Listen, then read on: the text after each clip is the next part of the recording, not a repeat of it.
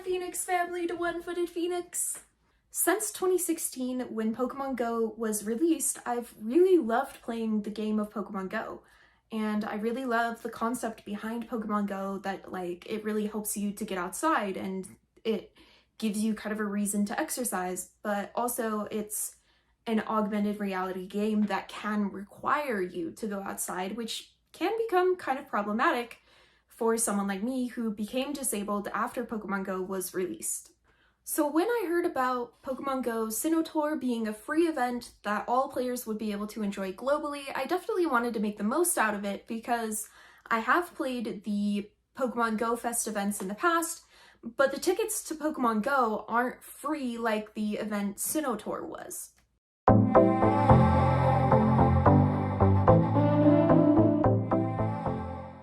The biggest draw for me to play the Pokemon Go Fest 2024 event was the fact that we got 2 new Pokemon with their adventure moves, which if you got the Origin form Dialga, it gave you a timer pause on certain items in the game like incense, which can be very helpful if you're trying to play the game from home.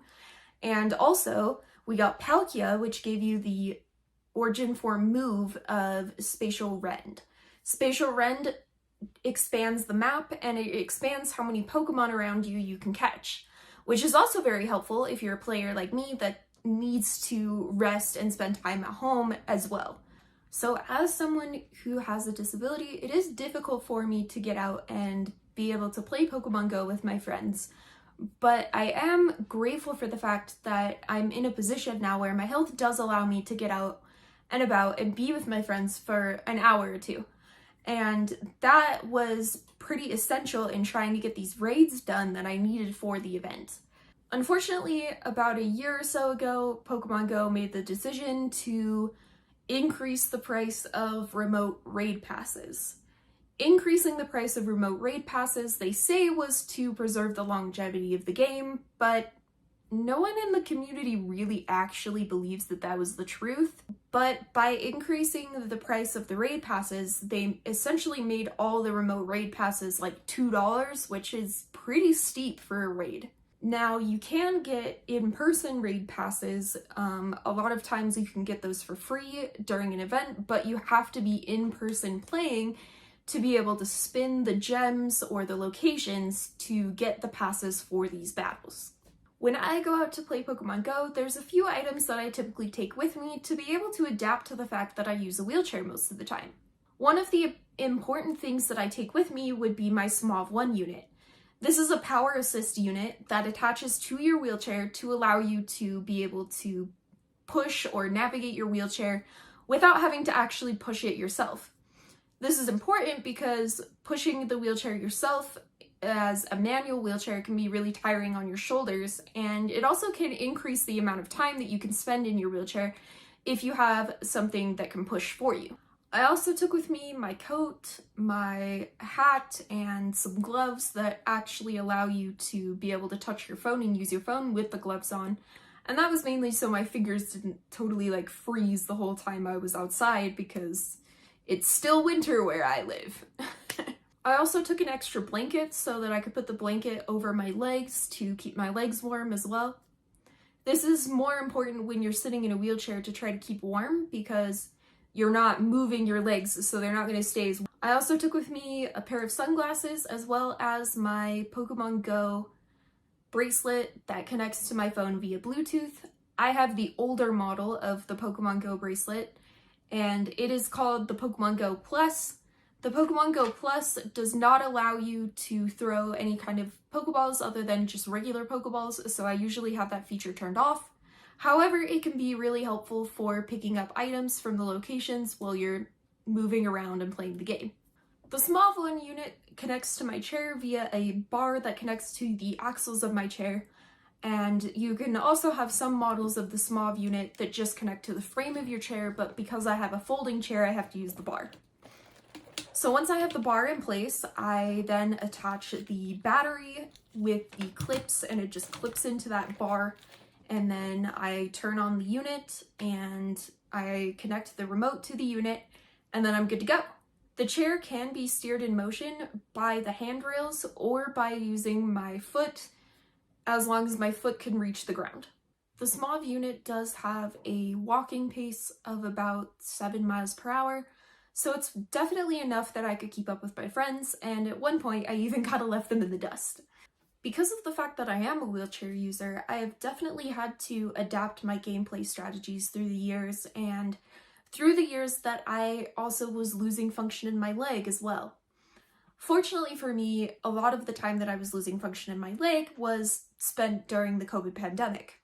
And the bonuses from the COVID pandemic really helped me to be able to still enjoy the game, where I could play from home and I didn't really need to go out and about into the community as much. But since the end of the COVID pandemic restrictions, now things are open back up, and it does make it a bit more difficult to be able to play Pokemon Go because a lot of those bonuses that they had during the pandemic are no longer available in the game.